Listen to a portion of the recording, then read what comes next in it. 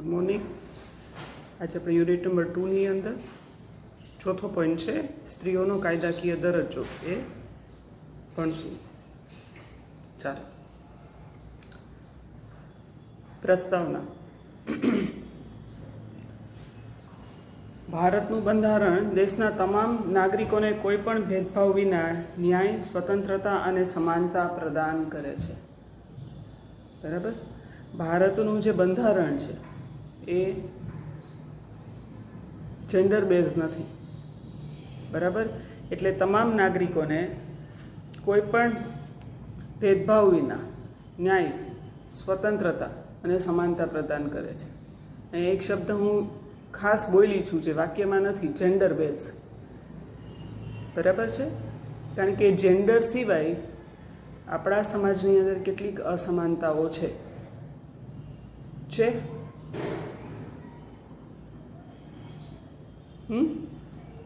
કઈ?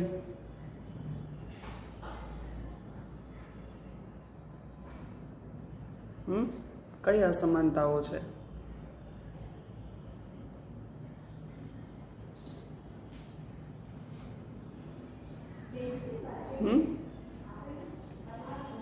ચલો ફરીથી પૂછું, અસમાનતાઓ છે? કઈ છે એ નથી ખબર કે નથી બોલવું છે. હા, સ્ત્રીઓને 33% અનામત આપે છે, તો આ સમાનતા થઈ. શું કામ અનામત દેવું જોઈએ જો એ પુરુષ સમોવડી હોય તો? બરાબર છે. જ્ઞાતિને આધારે આપણને અનામત મળે છે. આર્થિક પરિસ્થિતિને આધારે આપણને લોકોને અનામત મળે છે. સામાજિક શૈક્ષણિક રૂપથી પછાત તરીકે આપણને અનામત મળે છે, તો સમાનતા કહેવાશે? નહીં કહેવાય. એટલે મેં તમને અહીંયા ચોખવટ કરીને કીધું કે જેન્ડર બેઝ વાત કરીએ તો ભારતનું બંધારણ છે એ દરેક નાગરિક છે એને સમાનતા, ન્યાય અને સ્વતંત્રતા પ્રદાન કરે છે. બરાબર. એટલે કે સ્ત્રી પુરુષનો ભેદભાવ એ નથી રાખતી. હવે મેં આગળ જે તમને કીધું કે તો અહીંયા આ જેન્ડર બેઝ સિવાયમાં સમાનતા નથી. બરાબર. સ્ત્રી તરીકે અનામત મળે, જ્ઞાતિને આધારે અનામત મળે, સામાજિક રૂપથી પછાત છો તો મળે, શૈક્ષણિક રૂપથી પછાત છો તો મળે, આર્થિક રૂપથી પછાત છો તો મળે. તો એ શું કામ અનામત મળે છે?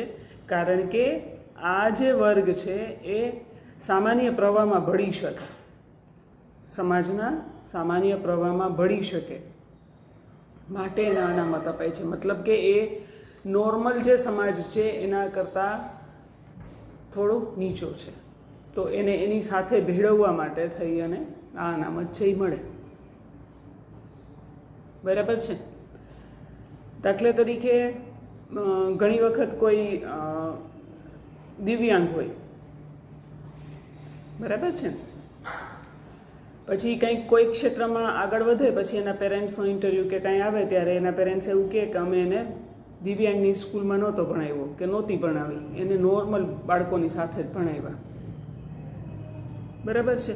તો શું એ એક પ્રયત્ન છે કે એ નોર્મલની સાથે ભણે છે ત્યારે એને નોર્મલ સુધી એ જઈ શકે પોતાના મનથી, મહેનતથી, બીજા બધાના સાથ સહકારથી. બરાબર. પણ એ પેરેન્ટ્સને એવું લાગે છે કે જો દિવ્યાંગની જ શાળામાં ભણાવશે તો એને લાગશે કે આ બધા મારા જેવા જ છે, એટલે એ કોઈ વધારે સારું શીખવાનું, વધારે સારો વિકાસ કરવાનો પ્રયત્ન છે એ નહીં કરે. આ એની સાયકોલોજી છે અને કંઈક અંશે સાચી પણ છે. એટલે એ એને નોર્મલ શાળામાં ભણાવે કે જેથી કરીને બીજાને જોઈને એ મોટિવેટ થાય કે હું આના જેવો થાઉં, અને એના માટે એ પ્રયત્ન કરશે. ઓલું તો શું લાગે બધા મારા જેવા જ છે. તો અનામત ક્યાંક ને ક્યાંક આ હેતુ સાથે પણ રાખવામાં આવેલું છે, જેના દ્વારા દેશના તમામ નાગરિકોને પોતાનો સર્વાંગી વિકાસ સાધવાની સમાન તક પ્રદાન કરવાનો છે. બરાબર. હવે જે મેં આગળ સમજાવ્યું નહીં તમને અહીંયા બરાબર વધારે સારી રીતે સમજાશે, કારણ કે અનામત મળે છે એટલે એ લોકોને પણ જે નોર્મલ કેટેગરીના લોકો છે એની સાથોસાથ પોતાનો વિકાસ કરવાની સમાન તક મળે છે. એટલા માટે થઈને કેટલીક જગ્યાએ આપણા દેશની અંદર અનામત છે. ભારતના સંવિધાનમાં જ વ્યક્તિ ગૌરવ, સમાનતા, સ્વતંત્રતા, બિનસાંપ્રદાયિકતા અને પ્રગતિના સિદ્ધાંતોને વ્યક્ત કરવામાં આવ્યો છે. આમ ભારતના બંધારણમાં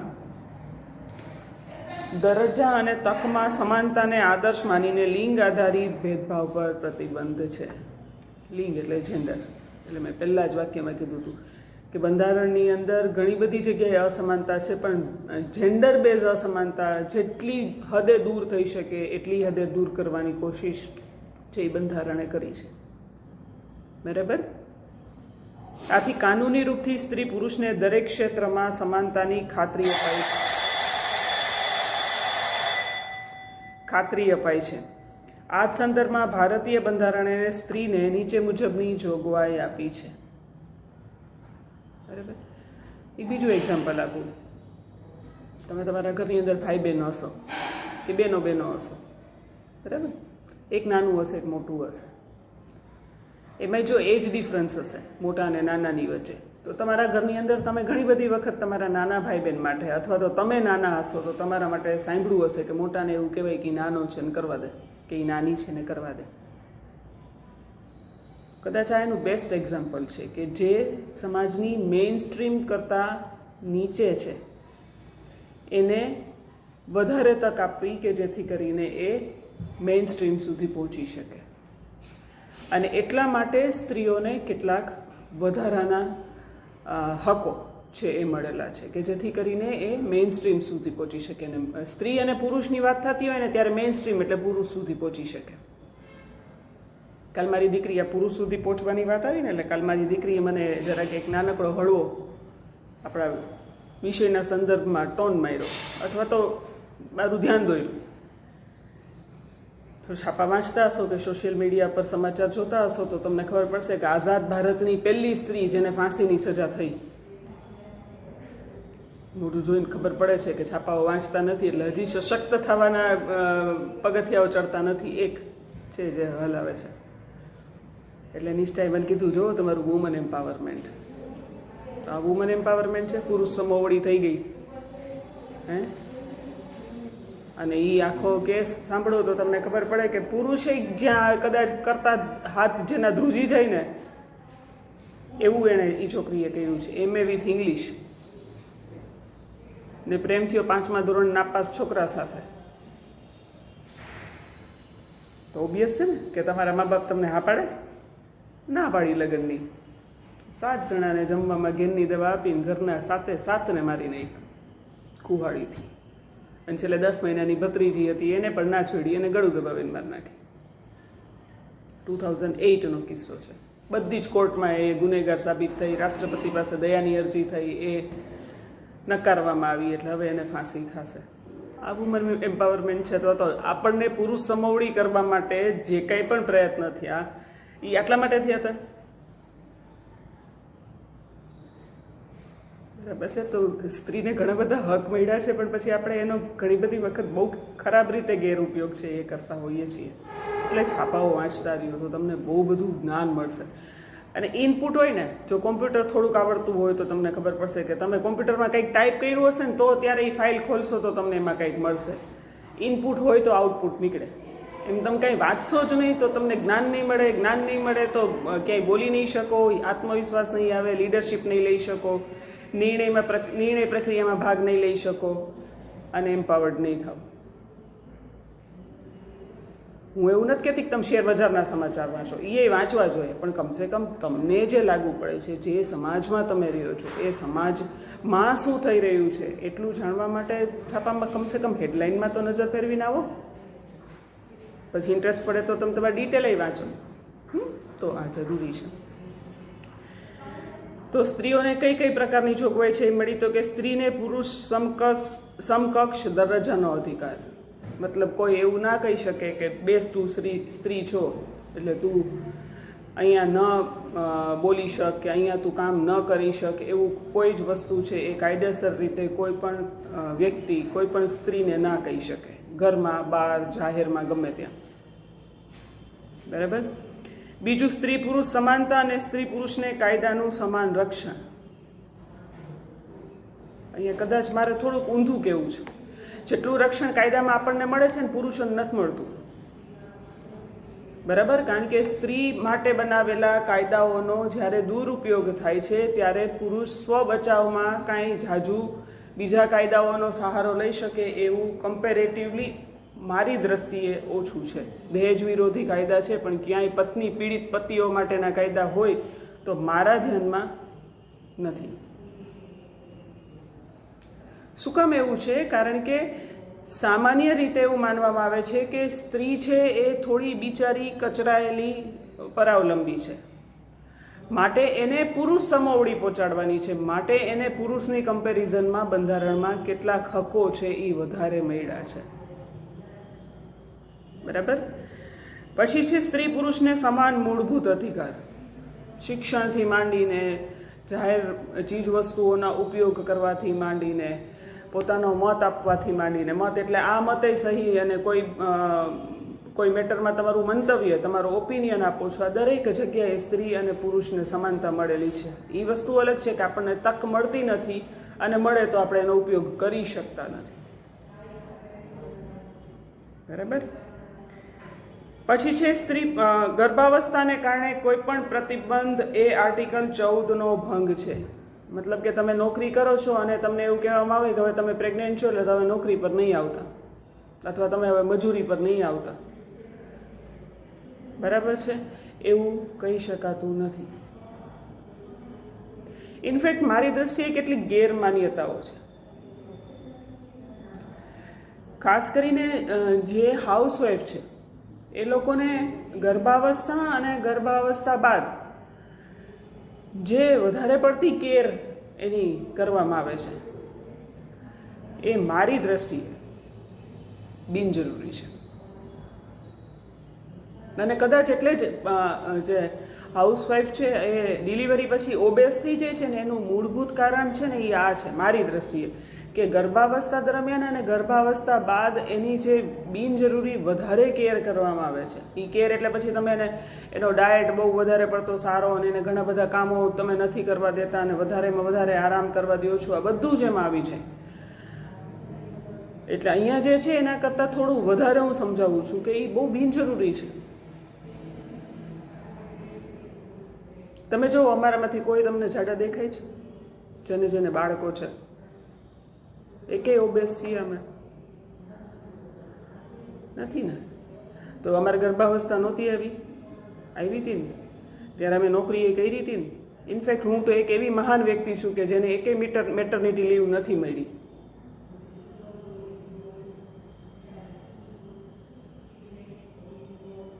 બરાબર. કાયદેસર જેટલી મળવી જોઈએ એટલી હું પાર્ટ ટાઈમ છું એટલે મને નથી મળી. નિષ્ઠા મારે મેમાં જન્મી છે એટલે જૂનમાં મારો 1.5 મહિનો પૂરો થઈ ગયો ને હું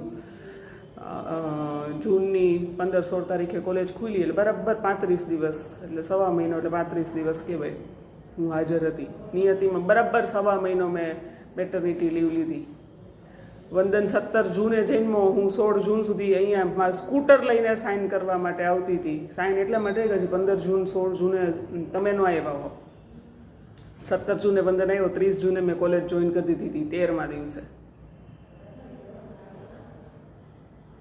બાકી બધા સ્ટાફને મેટર્નિટી લીવ મળી હોય તો એ લોકોના સમયમાં 3 મહિના હતા તો 3 મહિના પછી એ લોકો હાજર થઈ જ ગયા છે કે ઓબેસ. પણ હાઉસવાઈફ જો ને સામાન્ય સંજોગોમાં આપણા ટ્રેડિશન પ્રમાણે ડિલિવરી પછી 6 મહિના છે ને એ સુવાવડી કહેવાય, આવું કહે. એટલે 6 મહિના સુધી એને બરાબર ઘીથી માંડીને જે ખવડાવાતું હોય ને એ ખવડાવાય, પણ પછી કસરતનું આપણા જીવનમાં ક્યાંય સ્થાન નથી. એટલે એ ઓબેસ થઈ જાય. અને તમને ખબર છે કે ઓબેસ થાય એટલે એ રોગનું ઘર. બીપી આવે ને ડાયાબિટીસ આવે ને હાલવા ચાલવામાં તકલીફ પડે ને સાંધાના દુખાવા આવે ને હજી જેવી જો આવતું હોય બધું જ આવે. અમને ન આવે, અમને આવે પણ અમને ઓબેસિટીને લીધે ન આવે. ડબલ ઘોડે ચડ્યા હોય ને એટલે આવે. તો અહીંયા જે છે ને કે ગર્ભાવસ્થાને કારણે કોઈ જગ્યાએ પ્રતિબંધ નથી મુકાતો, પણ મારે તો એનાથી ઊંધું તમને અહીંયા કહેવાનું આવ્યું કે ગર્ભાવસ્થાને લીધે નોકરિયાત છે ને એ ઘણી બધી બહુ ગિલ્ટી થાય. તમારું બાળક એમાંય નાની હોય ત્યારે જે હમણાં મેં કીધું ને હમણાં લોકડાઉનને ઘરે છોકરાઓ એટલે ઘણી બધી વાતો થતી હોય. તો બિંગ અ મધર 1.5 મહિનાના બાળકને મૂકીને તમે જ્યારે અહીંયા આવો છો ત્યારે એ એના દૂધથી વંચિત રહે છે.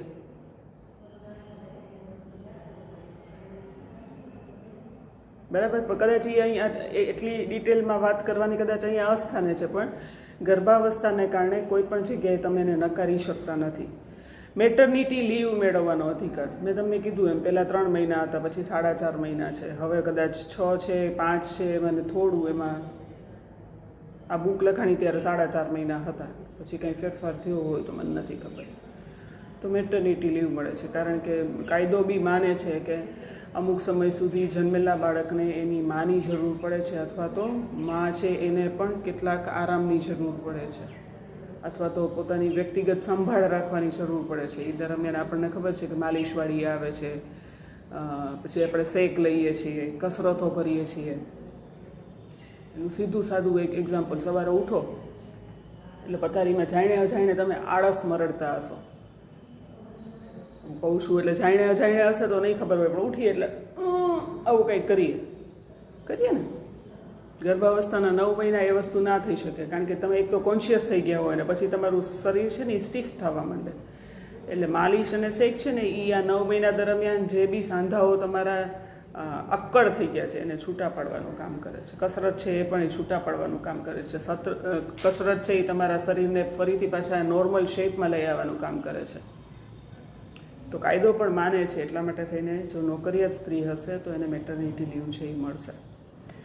સ્ત્રીઓને ખાસ વર્ગ ગણી કેટલાક વિશેષ અધિકારો જેવા કે વિધવા પુનઃલગ્નનો હક, છૂટાછેડા મેળવવાનો હક, દહેજ વિરોધી કાયદાનું રક્ષણ, કાર્યસ્થળ પર જાતીય સતામણીનો કાયદો, પ્રાથમિક શિક્ષણ મેળવવાનો અધિકાર અને અનામતનો લાભ. આવા કેટલાક લાભો છે એ સ્ત્રીને વિશેષ અધિકારના રૂપે મળે છે. પુરુષને કેમ નથી મળતા? તો તમે એક જોશો તો ખબર પડશે કે અહીંયા પહેલું જ આવ્યું વિધવાના પુનઃલગ્ન. કયા વિધુને પુનઃલગ્ન માટે કોઈની પરમિશન લેવાની જરૂર છે? ઇનફેક્ટ આપણા સમાજની અંદર તો સારી ખરાબને જવા દો, પણ જો સ્ત્રીનું મૃત્યુ થયું છે અને જો એ પુરુષ સ્મશાને નથી જતો તો એ સમાજને મેસેજ છે કે આ ભાઈને બીજા લગ્ન કરવા છે. જ્યારે વિધવાને પુનઃલગ્ન માટે સરકારને કાયદો લઈ આવવો પડ્યો, ત્યાં સુધી આપણને ખબર ન પડી કે જે પુરુષને કોઈના સાથ સહકારની જરૂર પડે છે એવી જ રીતે સ્ત્રીને પણ કોઈના સાથ સહકારની જરૂર પડે છે. બરાબર. પછી છૂટાછેડા મેળવવાનો અધિકાર. કોઈને કોઈ કારણસર એને એવું લાગે છે કે અહીંયા એ જેની સાથે એના લગ્ન થયા છે એની સાથે જિંદગી નહીં ગુજારી શકે, તો એ છૂટાછેડા મેળવવાનો અધિકાર એને બહુ વર્ષો પછી મળ્યો. ત્યાં સુધી કાં તો એ ત્યાંથી જ એમની અંતિમ યાત્રા નીકળે અને કાં તો એ વગર છૂટાછેડા લીધે પોતાના મા બાપની ઘરે રહીએ, પણ કાયદેસર રીતે એને છૂટાછેડા માગવાનો હક નહોતો. એમાં જ પછી છે દહેજ વિરોધી કાયદાનું રક્ષણ. બહુ બધી વખત આપણે આગળ બોલ્યા છીએ, હજી આખું ચેપ્ટર છે એ દહેજ માટેનું આવશે, એટલે અહીંયા હું વધારે નથી કહેતી. કાર્યસ્થળ પર જાતીય સતામણીનો કાયદો, કારણ કે સ્ત્રીમાં શિક્ષણ આવ્યું, સ્ત્રી પગભર થવા લાગી, સ્ત્રી અનામતનો લાભ લેવા લાગી, પરિણામે આત્મનિર્ભર થવા માંડી અને પરિણામે એ નોકરી કરે છે ને માટે એને ત્યાં જો જાતીય સતામણીનો સામનો કરવો પડે તો એમાં રક્ષણ મળે. એના માટે થઈને 2013ની અંદર કાર્યસ્થળ પર જાતીય સતામણી વિરોધી કાયદો છે એ આવ્યો. અને પ્રાથમિક શિક્ષણ મેળવવાનો અધિકાર અને અનામતનો લાભ. સ્ત્રી હોવાને લીધે શિક્ષણમાં પણ તમને અનામત મળે છે, નોકરીમાં પણ અનામત મળે છે, રાજકીય ક્ષેત્રે પણ 33% અનામત મળે છે. અને પ્રાથમિક શિક્ષણ છે એ કમ્પલસરી છે આપણને દેવું, એટલા માટે થઈને પ્રાથમિક શિક્ષણનો અધિકાર છે એ આપણને સ્ત્રી હોવાને લીધે આટલા વિશેષ વધારાના હક અથવા અધિકારો છે એ મળ્યા. અને છેલ્લું છે સમાન વેતનનો અધિકાર. સંગઠિત ક્ષેત્રની અંદર સ્ત્રી પુરુષને સમાન વેતન મળે છે, પણ અસંગઠિત ક્ષેત્રની અંદર સ્ત્રી પુરુષ સમાન કામ કરે, સમાન કલાકો કામ કરે છે, છતાં પણ એ લોકોના વેતનમાં તફાવત છે. એ તફાવતને દૂર કરવા માટે થઈને સમાન વેતનનો અધિકાર છે એ સરકારે એક સ્ત્રી તરીકે આપણને આપ્યા. આમ ભારતીય બંધારણ પરંપરાગત રૂપથી ચાલી આવતી સ્ત્રી પુરુષ અસમાનતા, ભેદભાવ, સ્ત્રીનું પુરુષ પર અવલંબન, સ્ત્રીનું શોષણ, સ્ત્રીની પરાધીનતાને ખતમ કરવાની તરફદારી કરતું બનાવવામાં આવ્યું. ટૂંકમાં બંધારણ ની દ્રષ્ટિએ કાનૂની, રાજકીય, આર્થિક, સામાજિક અને શૈક્ષણિક સહિત તમામ ક્ષેત્રોમાં સ્ત્રીને પુરુષ સમાન ગણવામાં આવી. બરાબર છે. ટૂંકમાં બંધારણે એના તરફથી થતી હતી એટલી કોશિશ કરી કે સામાજિક, આર્થિક અને શૈક્ષણિક ક્ષેત્રે અથવા તો કાયદાકીય ક્ષેત્રે આપણે પુરુષને સમાન પહોંચીએ. બરાબર. હવે તમે એમ કહેશો કે મેડમ એકવાર તમે એવું સમજાવ્યું હતું કે સ્ત્રી પુરુષની સમાનતા તો શક્ય જ નથી, સ્ત્રી તો ઘણી આગળ છે. એટલે મેં ચોખવટ કરી કે બંધારણે જે પ્રયત્ન કર્યા એ શું કર્યા છે તો કે સામાજિક, આર્થિક, શૈક્ષણિક અને કાયદાકીય દ્રષ્ટિએ સ્ત્રીને પુરુષની સમાન પહોંચાડવાની કોશિશ કરી. અને તમે જોશો તો તમને ખબર પડશે કે આ ખરેખર આ ચારેય ક્ષેત્રની અંદર સ્ત્રી છે પુરુષ કરતાં ઘણી પાછળ છે. એવું નથી કે સ્ત્રીમાં કેપેસિટી નથી, કેપેસિટી છે જ, પણ સમાજ એ કેપેસિટીને બહાર નીકળીને એનો ઉપયોગ નથી કરવા દેતી. માટે કાયદાએ આપણને આ બધી જગ્યાએ પુરુષની સમોવડી બની શકીએ એના માટેના અધિકારો, એના માટેની તક છે એ આપી. એના પછી છે સ્ત્રીઓનો કાનૂની દરજ્જો એટલે શું. નેક્સ્ટ વિડીયો કરું છું, કન્ટિન્યુઅસ છે. ઓકે.